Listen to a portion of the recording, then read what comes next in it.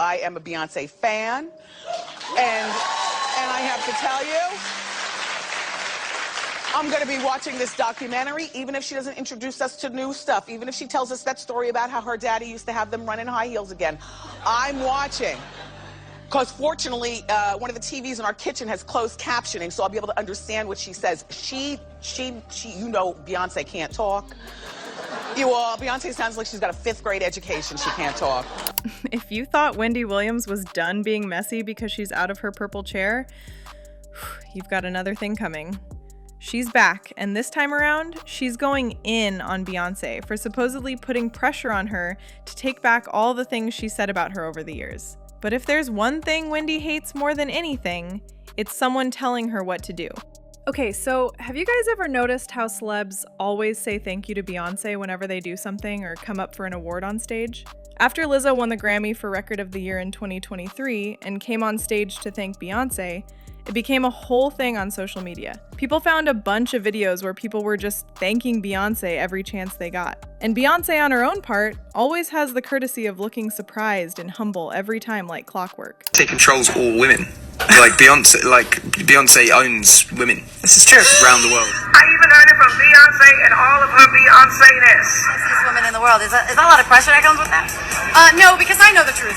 I know Beyonce is the queen of the world. Oh, nice to meet you. The biggest female in the world. No, I'm not. Beyonce is. Duh. Do not blaspheme Beyonce. Oh, okay. All right. So, The Guardian recently said that you're the woman right now making like the best pop music on the planet. As long as Beyonce is alive, that statement is not true. Thank you.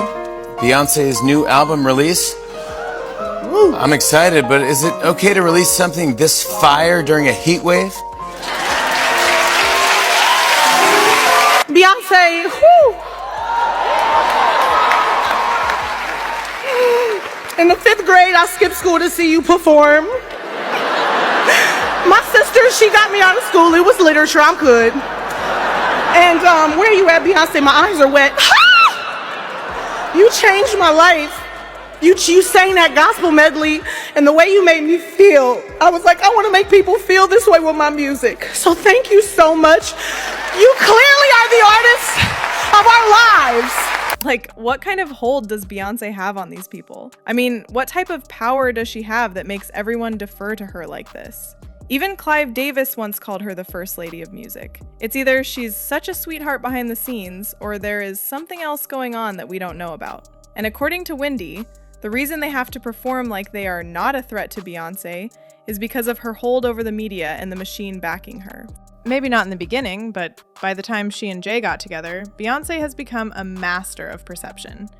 She has a unique way of controlling what we see, believe, and condemn. Year after year since the cheating scandal, Jay-Z is getting dragged for something. And there's always someone with new information on what he has going on behind the scenes. Meanwhile, Beyonce appears more angelic, polished, and elegant. But that wasn't the only thing that she had going for her. To sit on the throne, talent and beauty just isn't enough. You need a massive budget, reach, scale, and a machine working overtime to get you through anything. And Beyonce had all 4 and then some. Think about it for a minute. When she and Jay first got together, they were on equal footing. But as time went on, it's fair to say that Beyonce became a global artist. And some would argue that being married to her is what truly got Jay-Z into some rooms and gave him some protection in the media. And if you check right now, there is hardly any major media platform that has something negative or bad to say about Beyonce and Jay-Z. If anything, it's the person who speaks up against them that ends up getting blacklisted from the music industry. Think about what happened to Nicki. I mean, the minute she started calling out Jay for scamming her and other people through his title deal, her media visibility dropped rapidly. Right now, we rarely see Nicki get invited or nominated for anything, not because she isn't talented or successful enough, but for the simple fact that she rubbed Jay and Beyonce the wrong way. But it wasn't only Nicki that got treated this way. Brandy also got burned. A story was floating around that Brandy, bitter about Beyonce's success, had tried to turn Kelly against her. She told Kelly to stop living in Beyonce's shadow and do her own thing. The thing is, Brandy's producer Darkchild, who she worked with to create a sound for Full Moon and Never Say Never, dismissed her in favor of Beyonce. Brandy admitted that she walked out of their session angry and embarrassed, But by the time she pulled it together to release Aphrodisiac, the sound she'd created with him was already synonymous with Beyonce. Brandy lost her footing, and if she wanted to continue with that sound, it would only be seen as an imitation of Beyonce's work. So, it makes sense why she wouldn't be too happy with Beyonce. And instead of listening to her, Kelly stepped away from Brandy, and their friendship has been strained since. Then, in 2017, Brandy made the mistake of saying that she wasn't a fan of Bow Down. I know that you are a Beyonce fan. I am. You're a Beyonce fan, and she recently put out her new song, Bow Down. People are talking about it. Can you weigh in here? Do you think that it deserves such backlash? You know what? I think art is freedom. You know what I'm saying? And you should be able to express yourself the way you choose to express yourself. Of course, you know, people are gonna have their own opinions. They're gonna, you know, but opinion is opinion. I think art should be expressed the way it should. Do you love the song? I don't love the song, but I love Beyonce. Now, it's one of the most normal things in the world not to like every song an artist puts out. But since it's Beyonce she was talking about, the pile-on was relentless. Brandy was torn apart anywhere you looked. She eventually came out of it, but it was enough to tell anyone what would happen if they speak against Queen Bee. However, it wasn't only Brandy that didn't get behind Beyonce's song Bow Down. Keisha Cole was another artist who wasn't here for Beyonce's switch from female empowerment to this "I'm better than everyone" attitude. Keisha said, "First, women need to stick together. Now bitches better bow. Chicks stay shooting the shit. Can't stand when people act all self-righteous when it's convenient to make themselves look good." Keisha did make a valid point, and any other artist would have been called out for the contradiction. But since it's Beyonce, the conversation got turned on Keisha. The framing shifted to Keisha being bitter, jealous, and irritating. People bashed her for taking a simple song so seriously and that she was being childish. And before Nicki Minaj, Brandy, and Keisha Cole, there was Blue Cantrell. She came on in the early 2000s and had an actual presence with hit songs Breathe and Hit 'Em Up Style. To all who looked, Blue Cantrell was shaping up to be something, at least until she hooked up with Jay-Z. Word got out that she was seeing Jay-Z in 2001, around the same time he was being linked to Beyonce. To make it worse, she did an interview with Wendy Williams and said a few things that she should have probably kept to herself. Is he romantically? No. No, I can't answer that. I can't answer that. Oh, she's touching him off the neck! Look! You see? Why do people not want to let the Jay-Z Blue Cantrell thing go? Because, honey, that was a fabulous little high point in your career. career. Well, what about Beyonce and Jay-Z? That's fabulous. Yeah, but... Blue Cantrell was signed to Def Jam, and after Jay was appointed president of the label in 2004, he just so happened to forget to renew her contract. Blue wiped it off as a mistake on the label's part, but what happened next was nothing short of sabotage. Her video Roundup with Lady May had very uncomfortable similarities with Beyonce's Bonnie and Clyde. Blue Cantrell put out Breathe featuring Sean Paul, with the word breathe featuring heavily in the song. A few months later, Beyonce put out Baby Boy, also with Sean Paul, and also had the same word as a major part of her song. At that point, Blue had seen enough to play it off as a coincidence and called Beyonce out directly, but all she got was silence. Some even called her bitter about Beyonce's success, since she was younger than her and no one really sympathized over what was taken from her. So it makes sense why artists would rather kiss the ring, save their careers, and move on than disregard them and face pressure behind the scenes, since no one wants to be another lesson in what happens when you cross Beyonce. I mean, it wasn't until recently that folks started to call Beyonce out. But if there's someone that's been clocking Bey's game for a minute, it's Wendy Williams. One thing about Wendy is that whenever she spoke about Beyonce and Jay, it didn't seem like there was any kind of hidden vendetta or dislike for them. She's always given Beyonce her flowers and one time said that Bey was the greatest performer alive or dead. Can I tell you something? Yes. This is my opinion. And we can fight all day. I don't care. Beyonce is the greatest performer of all time, living or dead. Yep. Wendy almost got eaten alive for that one, but she said what she said, and she isn't one to eat her words for anybody.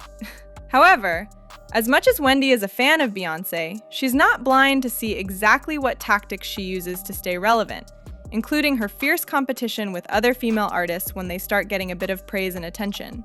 And once you stop trying to place Beyonce on this pedestal and stop seeing her as this person that can do no wrong, it's easy to see the tricks she plays. The first time Wendy ever had something bad to say about Beyonce was when her belly bump folded on national TV. Many media outlets stayed away from the drama, but not Wendy. She called out how absurd it was for anyone's belly to crumple like that, and it should make anyone do a double take, even if you're a hardcore fan.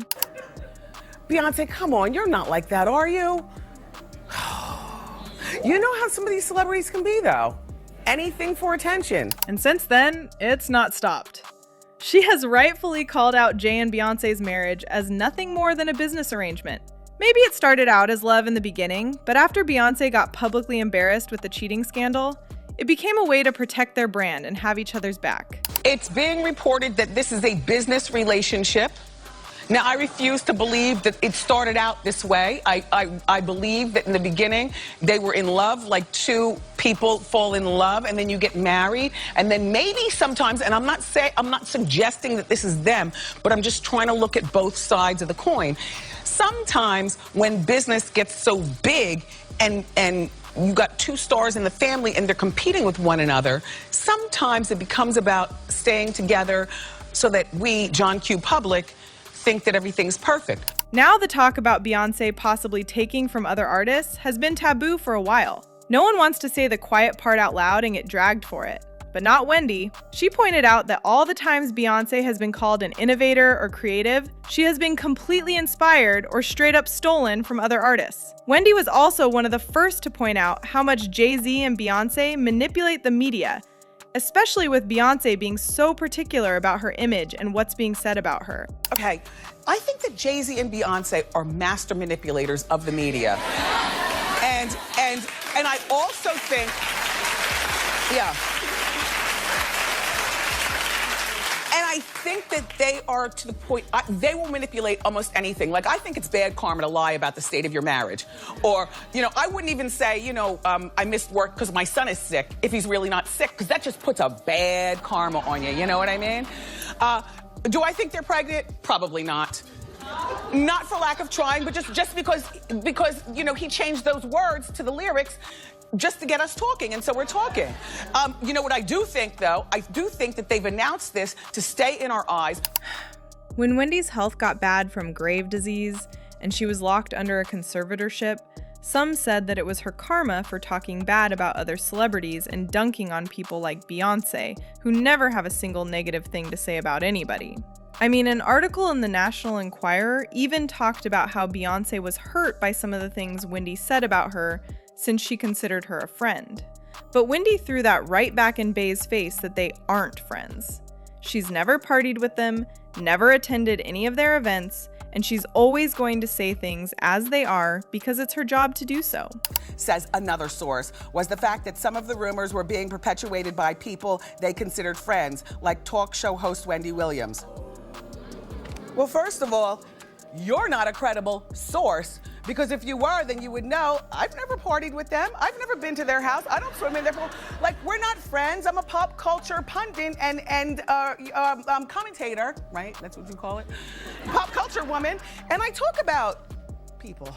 And even despite her health struggles, Wendy still stands by what she said. She didn't set out to destroy an entertainer that people idolize or take down a family that folks call pop royalty. But what Wendy wants is for people to look past the facade and stop getting deceived just because Beyonce and Jay happen to be black.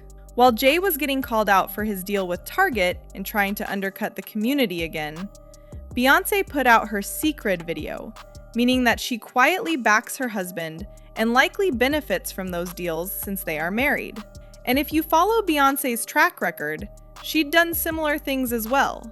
And it should be okay for Wendy or any other person to speak on it without folks acting like it's blasphemy to talk bad about Beyonce. And people agreed with her saying, "As a very big fan of B and J, I'm so tired of acting like we can't critique them. I've always wondered how, when, and why Beyonce was turned into a deity. They handed her Grammys like Tic Tacs. Why is everyone scared to say they don't like Beyonce? Like, is she God that she's gonna strike you down? But what do you guys think about this? Sound off in the comments and make sure to like and subscribe. See you later, baddies!